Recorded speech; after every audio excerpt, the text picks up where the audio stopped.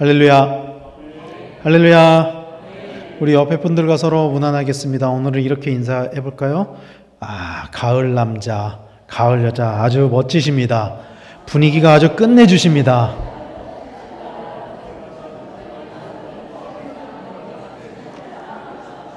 네, 아주 추남 추녀들이 모이셔서 분위기가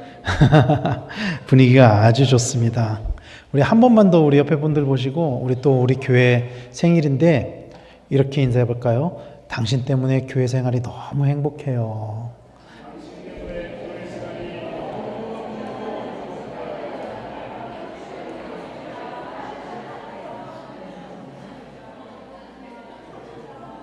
행복합니다. 네.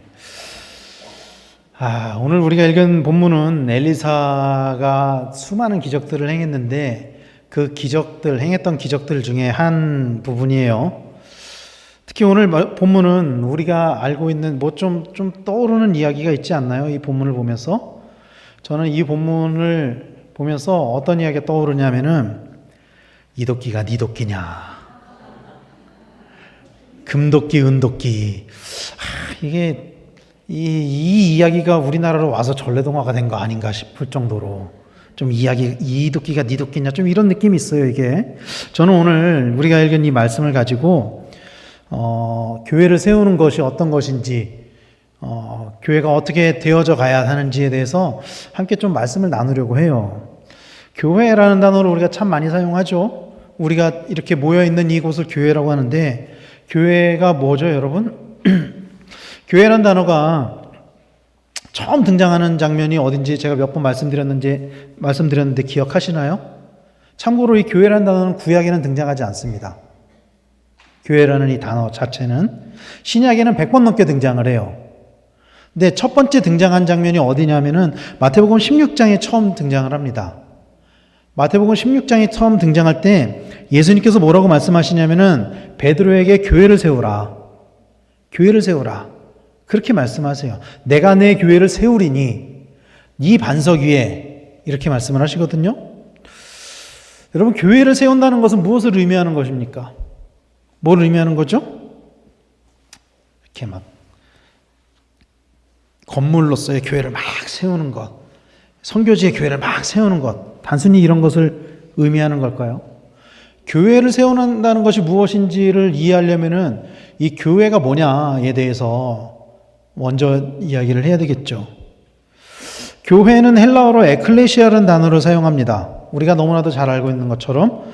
그래서 교회라는 말의 뜻은 이 에클레시아가 가지고 있는 이 뜻은 그리스도 안에서 불려진 신앙 공동체, 그리스도 안에서 불려진 부름받은 신앙 공동체, 이런 의미를 가지고 있습니다. 즉 이건 어떤 의미냐면은 그리스도를 믿는 사람들이 성령으로 맺어진 공동체, 그리고 하나님으로부터 부르심을 받은 사람들의 공동체라는 거예요. 하나님께 은혜를 받은 사람들, 하나님께 구원을 받은 사람들, 그런 사람들의 공동체라는 말씀인 거죠. 그러면은 교회가 이런 의미를 가지고 있다면은 교회를 세우는 일과, 특별히 오늘의 본문이 구약 본문이잖아요. 구약에는 교회라는 단어가 나오지 않는다고 말씀드렸죠. 이 신약에서만 등장하는 이 교회와 오늘 이 구약의 말씀이 어떻게 연관되어지냐. 얼핏 보기에는 상관이 없을 것 같이 보이지만 사실 오늘 말씀은 교회가 가지고 있는 아주 기본적이고 중요한 원리를 담고 있는 말씀이에요. 오늘 본문은. 오늘 말씀에 보면은 엘리사라는 인물이 등장합니다. 엘리사가 누구였죠? 엘리사의 이름의 뜻은 하나님이 구원하시다, 이런 뜻을 가지고 있습니다. 엘리사가 활동했었던 그 선교지는, 사역지는 북왕국 이스라엘이었어요. 그리고 우리가 알고 있는 것처럼 엘리사의 스승이 누구죠? 엘리야의 제자죠. 예수님의 제자들이 그랬던 것처럼 엘리사 또한 엘리야의 부르심 앞에서 망설이지 않았던, 결단력이 있었던 헌신된 주의 종이었습니다. 그리고 엘리사가 다른 여타 선지자들과 달랐던 아주 특이한 지점이 하나가 있거든요. 그러니까 다른 선지자들은 하지 않았던 특별한 사역을 했었던 사람이에요, 엘리사가. 그게 뭐냐면 후진 양성의 애를 썼던 사람이에요. 그러니까 다른 선지자들은 하나님이 주신 그 예언의 말씀, 예가 맡기다라는 뜻이다 말씀드렸어요, 제가. 하나님이 맡겨주신 그 말씀을 선포하는 데 집중을 했었던 것에 반해 엘리사는 어떤 사역을 같이 했었냐면은 제자들을 길러내는 사역들, 선지자를, 또 다른 선지자를 키워내는 사역들을 했었다는 거예요.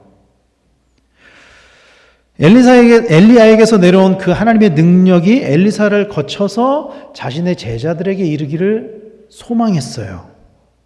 오늘 말씀이 후진 양성에 애를 쓰는 그 엘리사를 나타내는 말씀이거든요. 그리고 엘리사는 그 누구보다도 은사를 간구했었던 사람이에요. 열왕기하 2장 9절에 보면은 쉬운 성경으로 이렇게 말씀을 해요. 강을 건넌 뒤에 엘리야가 엘리사에게 말했습니다. 여호와께서 나를 데려가시기 전에 내가 너에게 무엇을 해주기를 원하느냐? 엘리사가 말했습니다. 선생님의 영적인 능력의 2배를 나에게 주십시오. 엘리사는 엘리야가 행했던 그 이적과 성령의 능력에 대해서 상당히 사모하는 마음을 가지고 있었어요. 무엇을 원하느냐 했을 때 성령의 능력을 사모합니다. 선생님보다 2배로 내가 그 능력을 가지고 싶습니다. 그리고 그런 능력을 받은 엘리사가 여러 가지 수많은 기적을 행했는데 오늘 본문이 그 중에 하나인 것이죠. 오늘 말씀에서 보면은 이 엘리사가 그 제자들과 함께 있는데 그 공간이 부족해서 더 큰 공간을 세우기 위해서 이렇게 그 과정 가운데 나타난 이야기, 건물로서의 그 공간, 공동체가 머무는 공간, 우리말로 이야기하는 교회를 세우는 말씀이에요. 겉으로 보여지는 교회를 이야기하는 거죠. 그러나 그 안에는 본질적인 교회를 세우는 원리에 대해서 말씀을 하고 있어요. 그렇다면 이 말씀 가운데 이야기하는 그 원리가 무엇이냐? 오늘 말씀에는 교회를 세우는 데 필요한 3가지의 원리를 말씀을 하고 있습니다. 교회는 어때야 한다라는 것을 3가지를 말씀을 하고 있다라는 거예요. 첫 번째는 이것입니다. 함께 동참했다. 같이 한번 읽어볼까요? 시작. 함께 동참했다. 교회가 가지고 있는 가장 본질적인 특성은 공동체입니다. 이게 성립되지 않으면요, 교회라고 할 수가 없어요. 기본적으로. 교회는 공동체예요. 교회는 공동체로 존재합니다. 물론 근본적으로 우리 개인 한 사람 한 사람은 교회로서 존재해야 돼요. 하나님이 거하시는 전으로서의 의미의 교회로서. 하나님이 거하시는 교회로서의 의미로 우리 한 사람 한 사람은 존재해야 합니다. 그러나 우리가 세워가야 하는 이 교회는 나 혼자서 세우는 것이 아닙니다. 공동체로 모여질 때 교회가 세워지는 것입니다.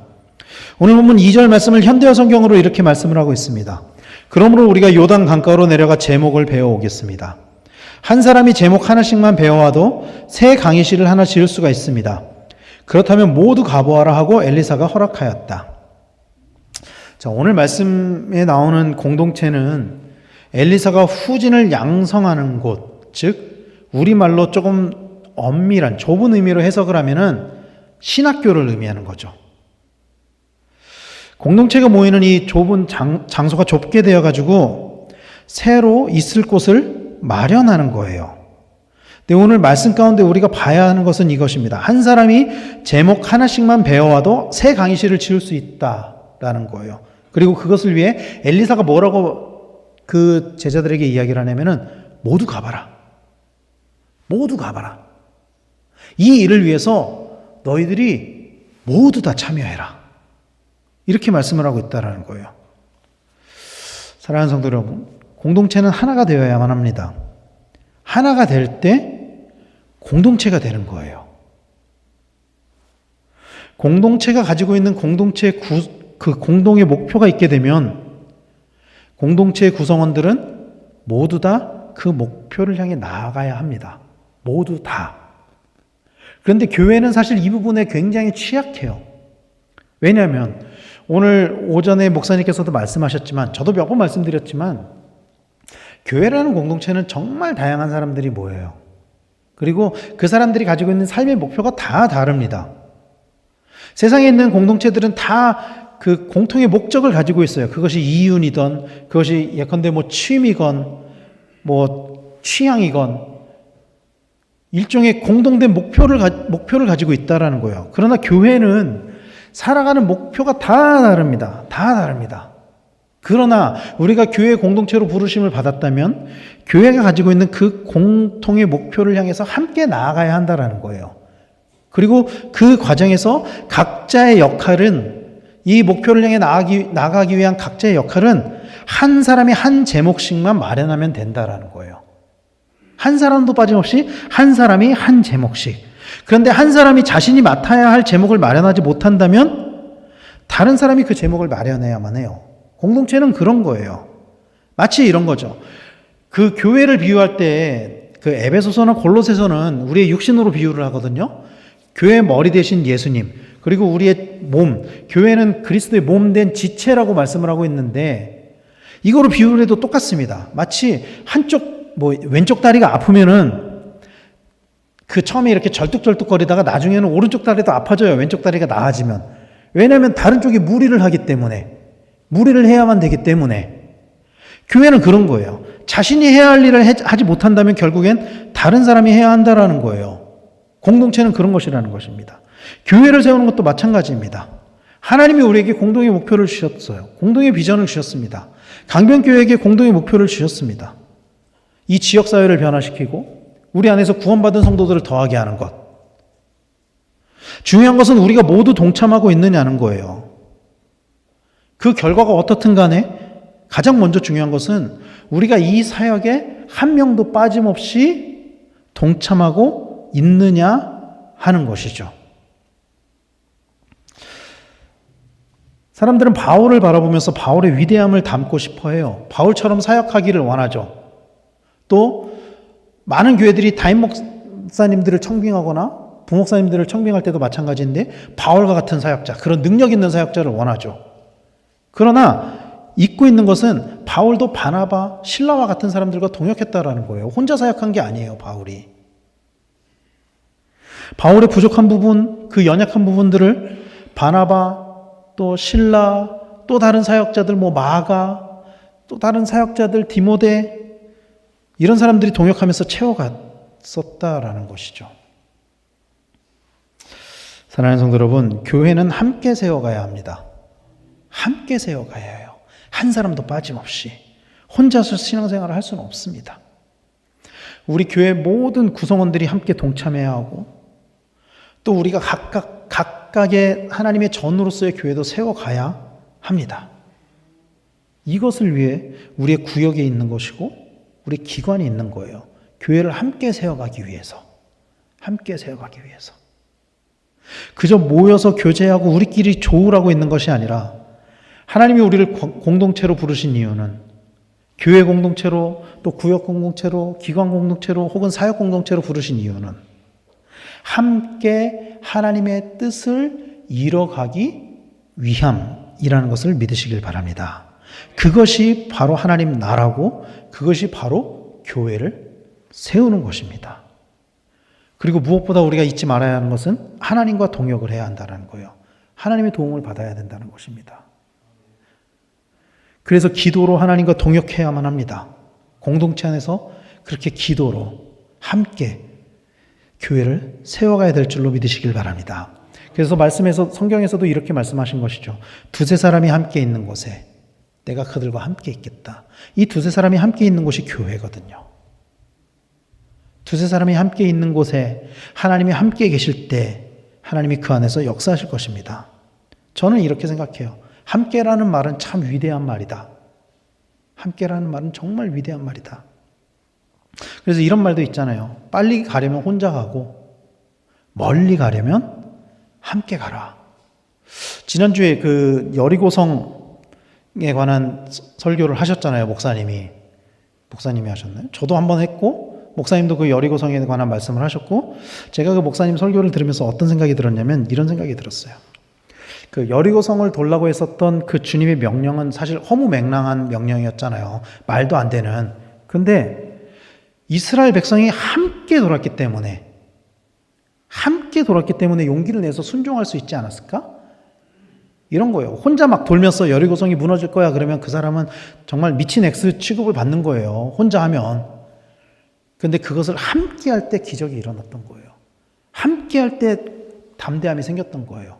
함께 했기 때문에 공동체가 세워진 것입니다. 그래서 교회는요, 가장 중요한 가치가 함께입니다. 함께. 지체들과 함께, 하나님과 함께 공동체를 세워가는 우리 모두가 되기를 간절히 소망합니다. 그리고 두 번째 원리는 이것입니다. 같이 한번 읽어볼까요? 어려움이 생길 때가 있다. 예, 소리가 확 작아진 게 동의하고 싶지 않은 거죠. 신앙생활이라는 게 기본적으로 어려움을 동반합니다. 사실 어려움을 동반해요. 예수님을 믿는다는 게 만약에 세상 사람들이 보기에도 쉽고 너무나도 좋은 길이라면 그러면 전도가 진짜 쉬울 거예요. 전도가 엄청 쉬울 겁니다. 그러니까 이제 우스갯소리로 우리가 그러잖아요. 옛날에 60년대, 70년대 정말 배고팠을 때 예수 믿으면 복 받는다는 것보다 더한 전도 문구가 어디 있었어요, 사실. 예수 믿으면 복 받는데. 그런데 그렇지만은 않거든요, 사실. 어려움을 겪기도 하거든요. 만약에 예수님을 믿는 것이 마냥 좋고, 마냥 다 잘 되기만 하고, 다 행복하기만 하고, 한 사람도 아픈 사람도 없고, 그러면 우리나라는 아마 기독교 국가가 되었을 것입니다. 사람들이 예수님을 믿지 않는 이유는요, 예수님을 믿을 때보다 믿지 않을 때 세상에서 더 편하고 좋은 삶을 살 수 있기 때문이에요. 그렇게 생각하기 때문이에요. 예수님을 믿으면 사실 하지 말아야 되는 것들이 너무나 많거든요. 교회에서 하지 말라는 것들 참 많잖아요. 거짓말도 하지 말라고 해. 술도 마시지 말라고 해. 사업하면서 막 불법도 저지르지 말라고 해. 하지 말라는 거 천지거든요. 우리만 해도 그렇죠. 우리만 해도. 주일날, 일주일에 하루 쉬는데 다들. 그 하루 쉬는 날, 요즘은 주 5일이긴 하지만, 쉬는 날, 집에서 더 늦게까지 자고, 체력을 보충하고, 그러면 주중에 내가 더 열심히 일을 하고, 더 잘 될 것 같은데, 주일날 아침부터 나와서 찬양대로, 또 식당에서, 또 교사로, 혹은 주차봉사로, 또 다른 곳에서 찬양팀으로, 악대로, 이렇게 섬기는 것이 얼마나 어려운 일입니까? 집에서 쉬면 너무나도 편하겠죠. 일주일에 하루 쉬는데 그 늦잠도 포기하고, 심지어 봉사도 하고, 거기에다 또 헌금까지 해요. 신앙생활은 쉬운 길이 아닙니다. 여러분, 저는 정말 여러분들 대단하다고 생각합니다. 대단하십니다, 정말. 이렇게 주일 오후까지 또 예배 드리시는 여러분들은 정말 대단하십니다, 여러분들. 정말 대단합니다. 이거는 정말로 인정할 수밖에 없어요. 정말 대단한 거예요. 여기에서 이제 좀 더 대단한 분들은 새벽마다 나와서 새벽 기도도 하시고, 좀 멀면은 온라인으로 또 참석하시고, 또 수요일에도 진짜 대단해요. 수요일에 오시는 분들. 인정입니다. 쉽지 않아요. 그러나 그럼에도 불구하고 우리가 예수님을 믿고 신앙생활을 하는 것은 영원한 하나님 나라를 믿기 때문입니다. 우리에게 하나님 나라의 상급이 주어진다는 것을 믿기 때문에 때때로 신앙생활을 하면서 우리에게 찾아오는 그 어려운 가운데에서도 하나님이 기뻐하시는 삶을 살아가려고 노력하는 거죠. 그 하나님께서 우리를 구원하시고 우리에게 요구하시는 것은 우리 안에 있는 이 믿음이 반석이 되어서 교회를 세우는 거예요. 그래서 예수님께서 베드로에게 이렇게 말씀하셨죠. 아까 처음에 말씀드렸지만 마태복음 16장 18절 말씀에 보면은 또 내가 내게 이르노니 너는 베드로라. 내가 이 반석 위에 내 교회를 세우리니 음부의 권세가 이기지 못하리라. 주님은 우리를 통해 교회를 세우기를 원하십니다. 믿으시길 바랍니다. 그 과정에서, 교회를 세우는 과정에서 예수님을 모르는 사람들에게 복음을 증거하고 또 열매를 맺고, 이것이 그리스도인의 삶이죠. 교회를 세우는 자들의 삶이죠. 하나님의 전으로서의 교회를 세우고 공동체로서의 교회를 세우는 것들. 문제는 이 과정이 쉽지만은 않다라는 거예요. 교회를 세우는 과정이 늘 순탄한 것은 아니라는 것입니다. 매년 이맘때가 되면은 제가 아주 많이 듣는 이야기가 이런 거예요. 구역이 너무 힘들어요. 직원 모임 하기가 너무 힘들어요. 교육부서 하기가 너무 힘들어요. 성경에 보면은 교회가 세워지는 말씀들이 참 많이 있거든요. 수많은 교회들이 세워지는 말씀들이 있는데, 여러분 그 교회들은 쉽게 세워졌을까요? 다? 그 교회들이 세워지는 과정이 다 순탄하기만 했을까요? 신약 성경에 보면 특히 교회들이 세워지는 과정이 참 많이 나오죠. 가장 먼저 예루살렘 교회가 세워지는 과정이 나오죠. 예루살렘 교회 순탄했을까요? 아니요. 교회 세워지고 얼마 안 돼서 스데반이 순교당했고요. 핍박받았어요. 사도 바울이 수많은 교회들을 세웠습니다. 순탄하게 교회를 세웠을까요? 아니요. 교회 세우다가 막 유대인들에게 막 괴롭힘 당하고 심지어 광주리에 매달려가지고 도망치기도 하고요. 감옥에 가기도 하고요. 매를 맞기도 하고요. 죽음의 위협에 놓이기도 하고 심지어 바울은 재정적인 어려움도 있어가지고 성도들한테 후원을 받으면서 살아야 하기도 했었어요. 그러나 그럼에도 불구하고 바울은 또 초대교회 성도들은 교회를 세우는 일을 게을리하지 않았습니다. 왜 그랬을까요? 왜냐하면 그것이 하나님이 기뻐하시는 일이기 때문이에요. 그것이 하나님이 기뻐하시는 일이기 때문이에요. 그것이 꼭 필요한 일이기 때문입니다. 오늘 말씀에도 보면은 이 공동체를 세우다가 교회를 세우다가 어려움을 겪게 되는 사건이 일어나요. 5절 말씀을 보면은 현대어 성경으로 그런데 나무를 찍던 한 학생의 도끼가 갑자기 자루에서 빠져 강물 속으로 떨어졌다. 도끼를 잃은 학생이 엘리사에게로 와서 탄식하였다. 선생님 빌려온 도끼를 잃어버렸습니다. 어떻게 하면 좋겠습니까? 상황은 이렇습니다. 제자 중에 한 사람이 나무를 베기 위해 어떤 사람한테 도끼를 빌려온 거예요. 자기 도끼가 없어서 이 스승이 야 니네 다 가서 나무 한 그루씩 베어. 한 사람도 빠짐없이 다 가가지고 한 제목씩 마련해와. 그런데 나는 이게 도끼가 없는데 그래서 가서 빌려온 거예요. 그래서 나무를 막 베던 중에 도끼가 물속에 빠지게 된 거죠. 성경에 보면은 4절과 5절 말씀에 똑같이 나무를 베었다라고 말씀을 하고 있거든요. 4절 말씀의 나무와 5절 말씀의 나무가 좀 달라요. 그러니까 4절 말씀에 다른 제자들이 뱄던 나무, 그리고 5절 말씀에 오늘 이 도끼를 잃어버린 제자가 벤 나무가 좀 달라요. 4절의 나무는 애침이란 단어를 사용하거든요. 애침, 이게 어떤 나무를 이야기하냐면은 일반적인 나무를 가리키는 거예요.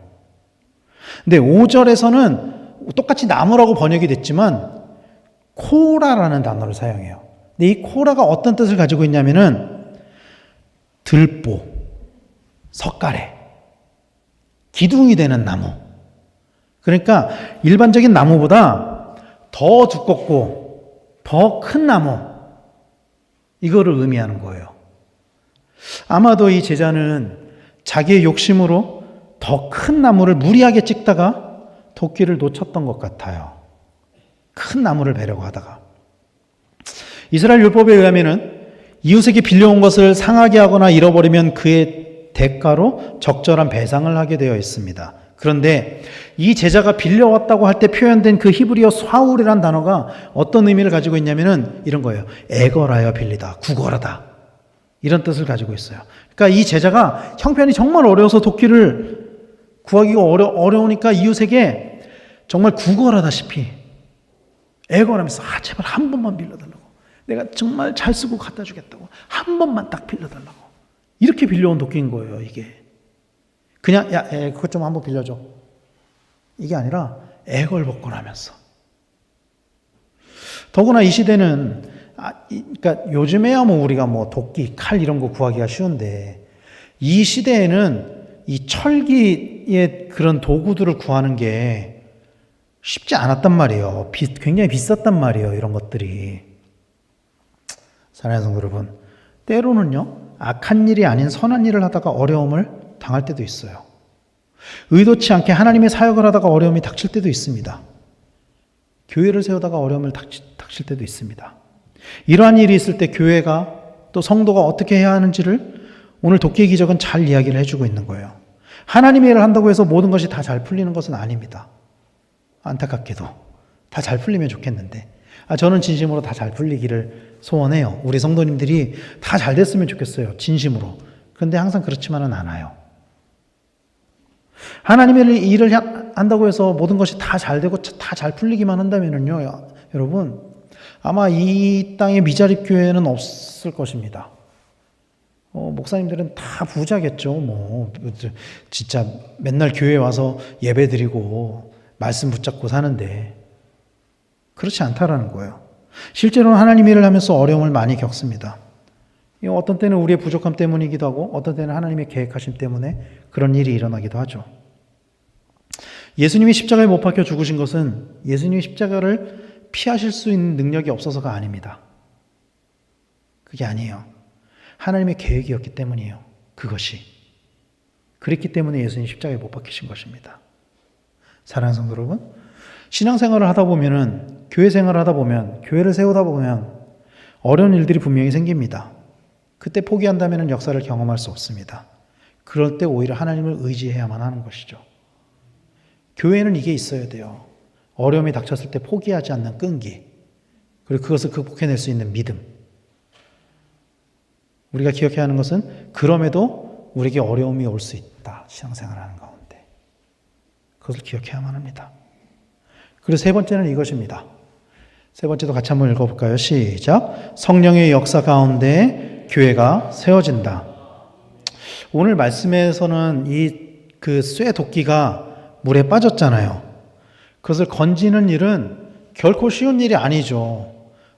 깊은 물 속에 빠졌던 것 같아요. 오늘날 같으면 그게 어렵겠어요. 이렇게 쓰고, 스킨스쿠버 이거 쓰고 딱 내려가서 건져오면 되지. 근데 이때는 그런 게 없었잖아요. 산신령도 없었던 것 같아요. 안 나오는 거 보니까. 이게 우리나라에서 이런 일이 있었으면 산신령이 나왔을 텐데. 그런 것 같지 않아요. 물에 떠 있는 것을 잡는 거야 쉽지만 가라앉은 것을 잡는 것은 쉬운 일이 아닙니다. 교회를 세우다 보면은, 신앙생활을 하다 보면은 여러 가지 어려움이 닥치게 됩니다. 결과적으로 이 신앙생활을 하는 것이, 우리가 믿음 생활을 하는 것이, 또 우리가 교회로서 또 공동체 교회를 세워가는 것이 하나님이 기뻐하시는 일이라면 우리가 기억해야 하는 것은 그 과정 가운데 있는 어려움들 또한 하나님께서 해결해 주실 것이라는 것입니다. 이것을 우리는 기억해야만 해요. 그러므로 우리는 교회 공동체를 이루어가면서 오는 어려움들을 이겨낼 수 있어야만 합니다. 이것은 내 힘으로 하는 것이 아니죠. 주님의 도우심으로 이기는 것입니다. 오늘 말씀에서도 제자들 중에 하나가 도끼를 빠뜨렸습니다. 이 도끼는 빌려온 것입니다. 예상치 못한 어려움이 오게 된 것입니다. 그때 이 제자는 이 어려움을 바로 스승에게 이야기를 했어요. 그리고 엘리사가 이 도끼가 떠오르게 하는 그 기적을 보인 거죠. 교회가 세워지기 위해서는 이런 역사들이 일어나야 해요, 여러분. 성령의 역사, 성령의 권능이 나타나야만 합니다. 왜냐하면 이런 역사, 이런 권능들이 나타나야만 그 어려움들을 넘어갈 수 있기 때문이에요.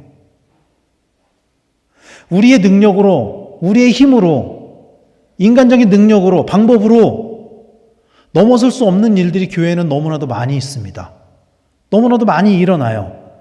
때로는 우리의 실수 때문에 일어나기도 하고, 때로는 하나님의 시험 때문에 일어나기도 하고, 때로는 마귀의 공격으로 일어나기도 하죠.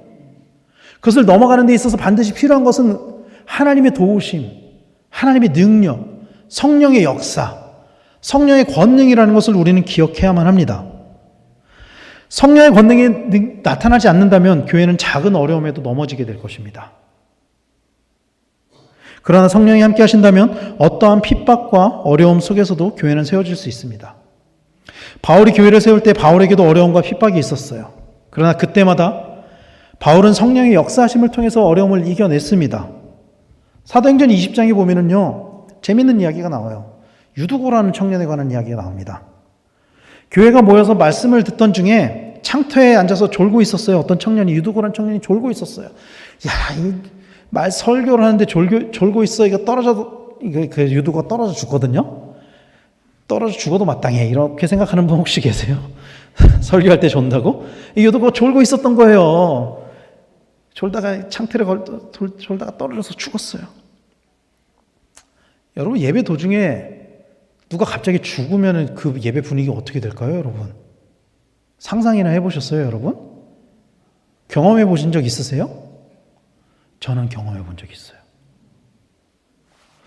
제가 2004년에 바야흐로 제가 처음 여권을 처음 만들고 제가 찬양 사역하던 그 찬양 선교단에서 순회 공연을 갔어요. 무려 호주로, 시드니로 순회 공연을 갔어요. 그 현지에 있는 꽤 큰 교회에 초청을 받아가지고 그 교회에서 이제 새가족 축제 같은 거를 할 때 우리가 그 교회를 비롯해서 현재 있는 교회들에 이렇게 공연을 다녔어요. 교회에서 축제를 하고 있는데 축제 도중에 막 교회가 막 너무 막 갑자기 어수선해졌어요. 막 어수선하고 막 뭉성뭉성하고 막 그날은 몰랐어요, 제가. 그날은 몰랐어요. 다음 날인가 알았는데 축제를 하던 도중에 그 교회 부목사님이 4살 된 아이가 있었는데 이 아이가 축제 도중에 떡을 먹다가 떡이 목에 걸려가지고 이 아이가 죽게 된 일이 있었어요. 그게 축제 첫날이었어요. 축제를 며칠 동안 하는데 우리는 다음 날에도 집회를 했어야 했었고 찬양 인도를 했어야 됐었고 찬양 집회를 했어야 됐었고 너무너무 힘들게 사역을 했었어요. 그때 너무너무 힘들게 교회 분위기가 정말 너무 힘들었었어요. 그때는 이제 예배 때 그 축제를 하다가 그러고 이제 구급차가 와가지고 실려가고 나중에 이제 그 소식을 들은 거예요. 근데 예배 도중에 이런 일이 일어났다고 상상을 해보세요. 예배 도중에 여기 중층에서 누가 떨어져서 갑자기 여기서 그런 사고가 났다고 생각해 보세요. 우리가 다 알고 있는 것처럼 그때 성령이 역사하셔서 유두고를 살렸습니다. 사람들은 눈앞에서 유두고가 살아나는 기적을 받고 어떤 어려움과 핍박을 이길 힘을 얻게 된 거예요. 사도행전 20장 12절에는 공동번역으로 이렇게 말씀을 해요. 한편 사람들은 살아난 청년을, 이게 유두고죠. 살아난 청년을 집으로 데리고 가며 한없는 위로를 받았다. 한없는 위로를 받았다. 이렇게 말씀을 해요. 성령이 역사하신다는 사실이, 하나님이 살아계신다는 그 사실이, 하나님이 우리와 함께 하신다는 그 사실이 우리에게 위로가 되어야만 합니다. 그래서 어떠한 어려움 가운데도, 어떠한 핍박 가운데서도 하나님이 기뻐하시는 일을 할 수 있는 힘을 얻어야만 합니다. 믿으시길 바랍니다. 이것이 우리에게 체험되었다면, 그런 경험이 있다면 여러분, 우리는 어떠한 어려움도 넘어갈 수 있을 것입니다. 그리고 그 힘을 가지고 우리의 교회를 날마다 세워갈 수 있을 것입니다. 사랑하는 성도 여러분, 할 수 있습니다. 성령님이 도우시면 할 수 있습니다. 우리 힘으로 하지 않으면 할 수 있습니다. 하나님의 도우심으로. 이 도우심이 반드시 있어야만 한다라는 것입니다. 사랑하는 성도 여러분, 오늘은 우리 교회 71주년 생일입니다. 71번째 생일입니다. 지난 71년 동안 우리는 강변교회를 세워왔고 또 앞으로도 세워가야 합니다. 교회를 세우는 일은 분명히 어려운 일입니다. 교회를 유지하는 일은 분명히 어려운 일입니다. 그러나 반드시 해야 하는 일이기도 합니다. 왜냐하면 그것을 위해서 우리를 부르셨기 때문입니다. 그것이 하나님이 기뻐하시는 일이기 때문입니다. 그것을 통해 하나님의 나라가 확장되기 때문입니다. 사랑하는 성도 여러분, 하나님께서는요, 우리가 이것을 하기를 원하세요. 이것을 하기 위해서 때로는 우리가 어려움을 겪기도 하시고 때로는 그 과정을 통해서 하나님의 일을 이루기도 하세요. 최초의 교회 예루살렘 교회에 하나님께서 그들에게 하셨던 말씀, 예수님께서 승천하시면서 하셨던 말씀은 가라는 거였어요. 예루살렘과 온 유대와 사마리아와 땅끝까지 가라. 근데 예루살렘 교회 성도들 가지 않았어요. 모여 있었어요. 성령이 임재한 이후에도 모여 있었어요. 그때 하나님께서 어떻게 하셨죠? 하나님의 방법으로 흩으셨어요. 그들을 보내셨어요. 우리가 하지 않으면 누군가를 통해서 하나님께서 하십니다. 우리가 하지 않으면 때로는 우리에게 어려움을 겪게 해서라도 하게 하십니다. 하나님은. 그래서 여러분, 우린 스스로 해야 돼요. 우리가 먼저. 우리가 스스로 해야 하나님이 더 기뻐하시는 거예요. 사랑하는 여러분, 하나님이 기뻐하시는 일을 하는 우리 성도님들이 되시기를 간절히 소망합니다. 우리에게 주어진 사명, 우리의 교회를 세워가는 일 기쁘게 감당하시기를 바랍니다. 날마다 모이기에 힘쓰고 하나님을 높이는 공동체, 그것이 교회입니다. 이 성령의 은혜와 역사가 우리 안에 나타나게 되기를 간절히 축원합니다. 그래서 너무너무 좋은 우리 강변교회, 저는 우리 교회 너무너무 좋거든요. 진심입니다. 너무너무 좋습니다. 너무너무 좋은 우리 강변교회가, 저는 정말 이거 진심인데요, 초대교회들 다 사라졌어요.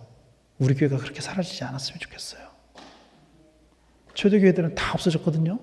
로마가 기독교 국가가 되었는데도 초대교회들은 다 없어졌어요.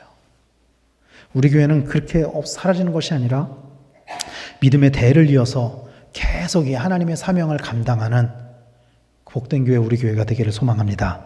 이를 위해 우리 모두가 71년 전에 세운 이 복된 교회, 강변교회를 앞으로도 계속 말씀대로 함께 모여서 어려움 가운데도 성령의 능력을 의지하며 세워갈 수 있는 우리 복된 강변교회 성도님들 다 되시기를 예수님의 이름으로 간절히 축원합니다. 기도하겠습니다.